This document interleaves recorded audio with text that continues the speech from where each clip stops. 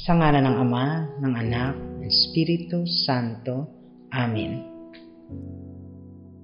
Aba, Ginoong Maria, Birheng masunurin sa kalooban ng Ama, lubos ang iyong pagtitiwala na ang Diyos ay hindi magpapabaya dahil sa inyong matibay na pananampalataya.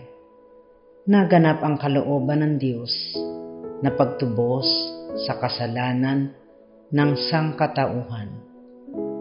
Samahan po ninyo kami sa pagharap sa mga hamon ng pagiging mapagkumbaba at masunurin. Tulungan ninyo kaming maging mahinahon sa pakikitungo sa mga taong magaspang ang ugali at nagiging pabigat sa aming pagsisikap na maging mabuti. Naway, mapagtiisan namin ang pagtatanggol sa katotohanan at ang paggawa ng mga bagay na sang-ayon sa pananampalatayang itinuturo ng Inang Simbahan. Matularan namin ang pagkamatiisin at kahinahunan ng iyong minamahal na anak na si Jesucristong aming Panginoon.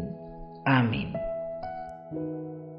Sa ngalan ng Ama, ng Anak, ng Espiritu Santo. Amen.